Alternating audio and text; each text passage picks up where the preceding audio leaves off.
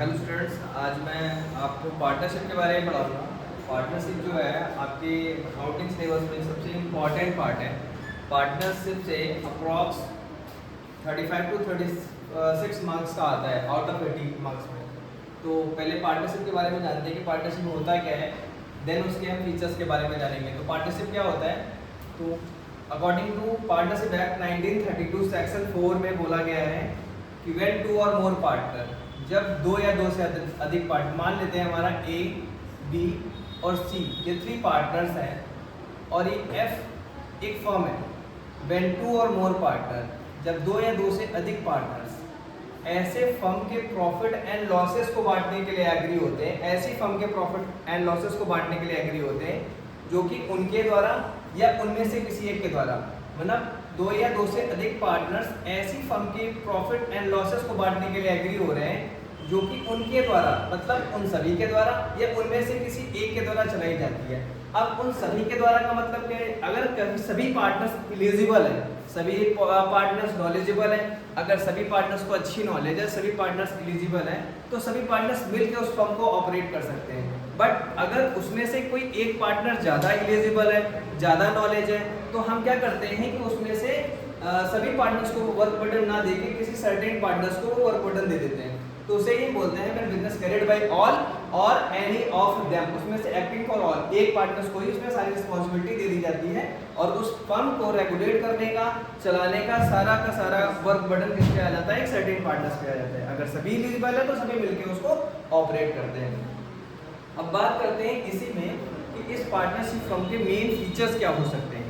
अगर हमारी partnership firm की डेफिनेशन ये कहती है तो उसके फीचर्स क्या क्या हो सकते हैं। तो पार्टनरशिप की डेफिनेशन में ही बोला गया है कि व्हेन टू और मोर, तो मेंबर्स, पहली डेफिनेशन में इसका फीचर्स क्या आ गया कि टू और मोर मेंबर्स। इस पार्टनरशिप फर्म में क्या होते हैं कि टू और मोर मेंबर्स होते हैं, टू और मोर पर्सन होते हैं। तो भाई टू और मोर पर्सन, तो मतलब मिनिमम हमारे पार्टनरशिप अकॉर्डिंग इस पे बोला गया है कि हमारी जो पार्टनरशिप होती है उसमें मिनिमम 2 पार्टनर्स तो होनी चाहिए और मैक्सिमम जो आपकी पार्टनरशिप एक्ट है 1932 उसमें मैक्सिमम पार्टनर्स के लिए कुछ भी स्पेसिफाइड नहीं बोला गया है।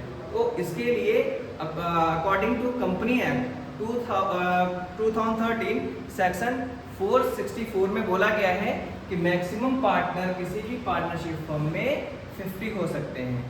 पार्टनरशिप एक्ट 1932 सेक्शन 4 के अकॉर्डिंग जो डेफिनेशन दी गई उसमें से बोला गया कि जो मैक्सिमम पार्टनर्स के बारे में, मिनिमम पार्टनर्स के बारे में 2 बोला गया है और मैक्सिमम पार्टनर्स के बारे में पार्टनरशिप एक्ट में कुछ भी स्पेसिफाइड डाटा नहीं दिया गया है। बट आपके कंपनी एक्ट में बोला गया है कि मैक्सिमम पार्टनर कितने हो सकते हैं, मैक्सिमम पार्टनर्स आपके हो सकते हैं 50। ये किसमें बोला गया है, कंपनी एक्ट 2013 सेक्शन 464 में बोला गया है। इसके आपसे एमसीक्यू भी बनता है, जैसे कि भी पार्टनरशिप डीड की मैंने पार्टनरशिप की डेफिनेशन मैंने बताई, तो उसी में क्वेश्चन ऐसा बन सकता है कि आपसे पूछ सकता है कि जो आपका पार्टनरशिप एक्ट 1932 है उसके किस सेक्शन में हमारे पार्टनरशिप की डेफिनेशन दी गई है। तो सेक्शन क्या है, 4 है। एग्रीमेंट की बात कर, देखो क्या हो रहा है कि व्हेन टू और मोर पार्टनर, जब दो या दो से अधिक पार्टनर्स किस लिए होते हैं, एग्री होते हैं, तो एग्रीमेंट आ गया। मतलब नेक्स्ट फीचर क्या आ गया, आपके उस डेफिनेशन से ही सारे फीचर्स निकल के आ जाएंगे। तो पार्टनर्स के बीच में क्या होता है, एग्रीमेंट होता है, उसी एग्रीमेंट के बेसिस पे सारे पार्टनर्स मिलकर उस पार्टनरशिप फर्म में वर्क करते हैं और उसको ऑपरेट करते हैं। देन आता है शेयरिंग ऑफ प्रॉफिट। जो भी पार्टनर पार्टनरशिप फर्म में एंटर्ड होते हैं, जो भी पार्टनर्स किसी भी पार्टनरशिप फर्म में एंटर्ड होते हैं वो किस लिए एंटर्ड होते हैं, या तो फर्म के प्रॉफिट के लिए या तो फर्म के लॉस के लिए। तो मेनली हमारा इंटेंशन तो यही होता है कि अगर हम किसी भी बिजनेस फर्म में जा रहे हैं, कहीं भी जा रहे हैं, किसी चीज़ में इन्वॉल्व हो रहे हैं, तो हमारा मेन इंटेंशन होता है कि हमें उससे क्या होगा, प्रॉफिट। तो हमारे पार्टनर्स के बीच में क्या होता है कि शेयरिंग ऑफ प्रॉफिट, मतलब जो भी पार्टनर्स फर्म के अंदर आए हैं उनका शेयरिंग प्रॉफिट रेशियो क्या होगा, कि किस रेशियो में ये लोग आपस में अपने प्रॉफिट एंड लॉसेस को डिवाइड करेंगे। Then business carried by all, business may be carried by all or any of them acting for all। मतलब बिजनेस कैरिड बाई ऑल मतलब अगर फर्म के सारे पार्टनर्स नॉलेजेबल है, फर्म के सारे पार्टनर्स अगर लाइबल है, तो सभी पार्टनर मिलकर उस बिजनेस फर्म को ऑपरेट कर सकते हैं। और अगर उसमें से कोई एक पर्टिकुलर पार्टनर ज़्यादा नॉलेजेबल है, ज़्यादा एलिजिबल है, तो सर्टेन पार्टनर ही उस फर्म को ऑपरेट कर सकता है। देन आपको बोला गया है प्रॉफिट मोटिव, तो कोई भी पार्टनरशिप फर्म बनाई जाएगी उसका मेन इंटेंशन क्या होगा, प्रॉफिट अर्न करना होगा। आप कोई भी एक्टिविटी करोगे या कुछ भी आप करोगे, कोई भी बिजनेस फर्म ओपन करोगे तो मेन इंटेंशन तो हमारा यही होगा कि हमारी फर्म को क्या होना चाहिए, उससे प्रॉफिट अर्न होना चाहिए, हमारी फर्म को प्रॉफिट मिलना चाहिए। नेक्स्ट आता है लॉफुल बिजनेस। कोई भी पार्टनरशिप फर्म जो ओपन की जाती है तो उसका जो भी वर्क वो होगा या जैसा भी वो वर्क करेगी तो हमारा बिजनेस कैसा होना चाहिए, लॉफुल बिजनेस होना चाहिए। जो भी हमारे लीगल क्राइटेरियाज हैं उनको फुलफिल करते हुए बिजनेस एक्टिविटीज़ होनी चाहिए। अगर इस तरीके का कोई भी उसमें डॉक्यूमेंट्स में या किसी अदर चीज़ों में कमी पाई जाती है तो उस बिजनेस को कहीं ना कहीं ब्लॉक कर दिया जाएगा। देन इसके बाद बेटा आपका बहुत ही इंपॉर्टेंट पार्ट स्टार्ट होता है पार्टनरशिप डीड की। पार्टनरशिप डीड होता क्या है, पार्टनरशिप डीड किसे कहा जाता है, तो पार्टनरशिप डीड क्या है, तो partnership deed is a written and oral agreement. Partnership deed is written and oral agreement. Partnership deed एक रिटन एंड ओरल एग्रीमेंट होता है, इसमें फर्म से रिलेटेड सारी डिटेल्स मेंशन होती है। इसमें फर्म से रिलेटेड सारी डिटेल्स होती हैं, जो भी पार्टनरशिप फर्म के मेंबर्स होते हैं उनके रूल्स और रेगुलेशंस उसमें डीड में मेंशन किए जाते हैं। उन्हीं रूल्स एंड रेगुलेशंस को फॉलो अप करके कोई भी पार्टनरशिप फर्म क्या की जाती है, चलाई जाती है, तो इसे डीड बोलते हैं। नॉर्मल भाषा में डीड आपकी ओरली भी हो सकती है और रिटन फॉर्म में भी हो सकती है, बट मेनली जो भी पार्टनरशिप फर्म्स होती हैं उसको रखना प्रेफर करती हैं रिटन फॉर्म में, बिकॉज आप किसी भी रिटन डॉक्यूमेंट को, किसी भी रिटन डाटा को क्या कर सकते हो, फ्यूचर रेफरेंस के लिए सेव करके रख सकते हो। बट ओरल डाटा क्या किया जा सकता है, टाइम टू टाइम चेंज किया जा सकता है, कोई भी उसको बाद में डिसएग्री कर सकता है। तो इट मीन्स पार्टनरशिप डीड जो तुम्हारा होगा रिटन एंड ओरल एग्रीमेंट होता रिटन भी है और ओरल भी है, बट इसको प्रेफरेंस के बेसिस पे देखा जाए तो इसको हम किस फॉर्म में रखना प्रेफर करते हैं, रिटन फॉर्म में। देन डीड में क्या क्या चीज़ें गिवन होती हैं या डीड में क्या क्या मेंशन होता है। पार्टनरशिप डीड जो होता है, पार्टनरशिप डीड में क्या क्या मेंशन होता है, क्या क्या दिया जाता है, इसको समझने के लिए सीधे से आप ये सोच सकते हैं कि मान लीजिए आप खुद ही कोई बिजनेस स्टार्ट कर रहे हैं, तो अगर आप बिजनेस स्टार्ट करोगे तो फर्स्ट ऑफ ऑल आपके बिजनेस का क्या होगा कि आप फर्स्ट ऑफ ऑल किस चीज़ को डिसाइड करोगे, तो आपका फर्स्ट ऑफ ऑल ये आएगा कि आपके बिजनेस फर्म का नेम क्या होगा एंड आपके बिजनेस का एड्रेस क्या होगा। तो सबसे पहला ऐड आ जाता है कि name and address of the firm. हमारी जो फर्म होगी उसका नेम क्या होगा और हमारी फर्म का एड्रेस क्या होगा, ये डीड में मेंशन होता है। एंड अगेन उसके बाद क्या होता है कि जो पार्टनर्स उस फर्म के अंदर एंटर्ड हो रहे हैं, कितने पार्टनर्स उस फर्म के अंदर हैं, तो जो भी पार्टनर्स फर्म के अंदर होंगे उनका भी क्या होगा, नेम एंड एड्रेस डीड के अंदर मेंशन होगा।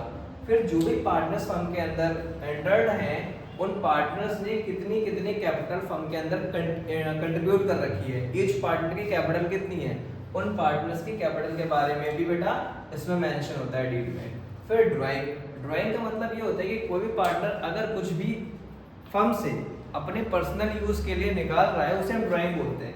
तो जो ईच पार्टनर है फर्म से कितनी ड्राइंग कर सकते हैं या कैसे कितनी ड्राइंग विड्रॉ कर सकते हैं, ये उसमें मेंशन होता है डीड में। देन जो भी पार्टनर ने फर्म के अंदर कैपिटल कंट्रीब्यूट किया है, जो भी पार्टनर ने फर्म के अंदर कैपिटल लगाया है, उस कैपिटल पे फर्म उन्हें कितना इंटरेस्ट देगी। मतलब ए बी सी मान लो अलग अलग पार्टनर्स हैं, इन्होंने अलग अलग कैपिटल लगा रखी है, तो इन पार्टनर्स को क्या इंटरेस्ट प्रोवाइड करेगी फर्म, ये भी डीड में मेंशन होता है। नेक्स्ट जो भी पार्टनर्स होते हैं इनके बीच में क्या प्रॉफिट शेयरिंग रेशियो रहेगा, ये भी आपके डीड में क्या होता है बेटा, मेंशन होता है। इसके बाद अगर देखा जाए तो पार्टनरशिप फर्म में अदर भी हेड्स मेंशन होते हैं, जैसे कि किसी भी पार्टनर अगर कोई पार्टनर है तो पार्टनर ने अगर फर्म को लोन दे रखा है तो लोन पे अगर कोई पार्टनर फर्म को लोन देता है तो उस पार्टनर को उस लोन अमाउंट पे कितना इंटरेस्ट पे किया जाएगा, तो इंटरेस्ट ऑन लोन। अगर किसी पार्टनर ने फर्म को लोन दिया है तो उस लोन अमाउंट पे फर्म उस मेंबर को या उस पार्टनर को कितना लोन देगा वो इसमें मेंशन होता है। इंटरेस्ट मेंशन होता है कि कितना इंटरेस्ट देगा, 6% है या 10% है, जो भी होगा वो इसमें मेंशन होता है। नेक्स्ट बात करते हैं, इसके बाद जो भी हमारी फर्म है तो हमारी फर्म का जो फर्म है हमारी फर्म गुडविल के वैल्यूएशन का मेथड कौन सा यूज करेगी, मतलब हमारी फर्म है, हमारी फर्म गुडविल का कौन सा मेथड यूज करेगी। हमारे गुडविल में जो हमारा चैप्टर गुडविल है, गुडविल में 3 मेथड है। एक एवरेज प्रॉफिट है, एक सुपर प्रॉफिट है और एक कैपिटलाइजेशन है। तो जो भी हमारी फर्म स्टार्टिंग में गुडविल वैल्यूएशन के लिए मेथड यूज करेगी वही रेगुलर यूज करना होगा। तो हमारी फर्म गुडविल वैल्यूएशन का कौन सा मेथड यूज करेगी ये भी इसमें मेंशन होता है कि गुडविल वैल्यूएशन का हमारा मेथड क्या होगा और क्या क्या इसमें मतलब हो सकता है डील के अंदर। और बेटा मेंशन होता है कि कोई पार्टनर फर्म के अंदर अगर एंटर हो रहा है, एडमिशन ऑफ अ पार्टनर, तो कोई पार्टनर फर्म के अंदर अगर एंटर हो रहा है, एडमिशन ले रहा है, तो उसका एडमिशन कैसे होगा ये भी डीड में मेंशन होगा। अगर कोई पार्टनर फर्म से रिटायर्ड हो रहा है या रिटायरमेंट ले रहा है तो रिटायरमेंट की प्रोसेस क्या होगी, या कोई पार्टनर फर्म से रिटायर क्या कैसे हो सकता है ये भी डीड में मेंशन होता है। और क्या मेंशन होता है, हमारा अकाउंटिंग ईयर क्या होगा, हम फाइनेंशियल ईयर लेके चलेंगे कि कैलेंडर ईयर लेके चलेंगे, ये भी आपके डीड में मेंशन होता है। ये सारी चीजें बेटा इसी तरीके की काफी अदर हेड्स भी इसमें मेंशन होते हैं। देन इसके अलावा हम देखेंगे कि अगर डीड अब्सेंट है तो उसको कैसे वर्क करना है। अब्सेंस ऑफ पार्टनरशिप डीड की बात करें, जैसे डीड हमारा था तो डीड में बहुत सारी चीजें मेंशन थी कि भाई किसी पार्टनर की कैपिटल कितनी है, किसी पार्टनर को उसकी कैपिटल पे इंटरेस्ट कितना मिलेगा, अगर किसी पार्टनर ने लोन दे रखा है तो उस लोन पे उसको इंटरेस्ट कितना देगी फर्म, और इसके साथ साथ अगर किसी पार्टनर ने पर्सनल यूज के लिए कोई पैसा विड्रॉ कर रखा है, इट मींस ड्राइंग पे उसे इंटरेस्ट कितना देना पड़ेगा, एंड प्रॉफिट शेयरिंग रेशियो क्या रहेगा। अब डीड प्रेजेंट थी तो ये सारा सब कुछ मेंशन था। अब मान लो आपकी डीड प्रेजेंट नहीं है, डीड अब्सेंट है, तो डीड अगर एब्सेंट होगी तो क्या ट्रीटमेंट होगा उसको देखते हैं। और बेटा ये आपका बेसिक है, अगर आपने इधर की सारी चीजें सही से समझ ली तो आपका पूरा का पूरा पार्टनरशिप फंडामेंटल इजी हो जाएगा। अब डीड में बहुत सी चीजें अगर एब्सेंट होंगी तो डीड कैसे वर्क करेगी या हमारी पार्टनरशिप फर्म कैसे वर्क करेगी। तो ध्यान से समझना, अगर डीड एब्सेंट है तो पहली चीज पार्टनर्स का जो प्रॉफिट शेयरिंग रेशियो है वो क्या हो जाएगा बेटा, वो इक्वल हो जाएगा। पार्टनर्स का प्रॉफिट शेयरिंग रेशियो क्या हो जाएगा, इक्वल हो जाएगा। अगर डीड एब्सेंट है तो सभी पार्टनर्स को इक्वल प्रॉफिट शेयरिंग करना पड़ेगा। लाइक अगर 3 पार्टनर हैं तो उनके बीच में प्रॉफिट शेयरिंग रेशियो 1:1 हो जाएगा। देन अदर देखें तो अगर डीड एब्सेंट है तो अगर किसी पार्टनर ने फर्म को कोई लोन प्रोवाइड कर रखा है या लोन दे रखा है तो उस लोन पे उसको इंटरेस्ट ऑन लोन जो होगा वो बेटा कितना प्रोवाइड किया जाएगा, 6% प्रोवाइड किया जाएगा। इतना आप ध्यान रखेंगे। इसके अलावा अगर आपको किसी तरीके का कोई एमसीक्यू बनाता है उसमें पूछा जाता है कि अगर किसी पार्टनर ने या एबीसी पार्टनर से इन्होंने इतनी कैपिटल कंट्रीब्यूट किया है और ईच पार्टनर को उस कैपिटल पे कितना इंटरेस्ट दिया जाएगा, 6%, 5%, 4%, नन ऑफ दिस, तो याद रखना उसमें नन ऑफ दिस ही होगा। आपको डीड के एब्सेंट होने पे 2 चीजें याद रखनी है कि आपका प्रॉफिट शेयरिंग रेशियो जो होगा वो इक्वल हो जाएगा और इंटरेस्ट और लोन जो है वो 6% रहेगा। इसके अलावा आपको कुछ भी बोला जाए आपका वो आंसर नन ऑफ दीज ही होगा, उसमें ऑप्शन नॉट अलाउड या नन ऑफ दीज ही होगा, बिकॉज डीड इन्हीं दोनों चीजों का, डीड के नाम होने पे इन्हीं दोनों चीजों का प्रोविजन होता है, इसके अलावा किसी चीज का कोई प्रोविजन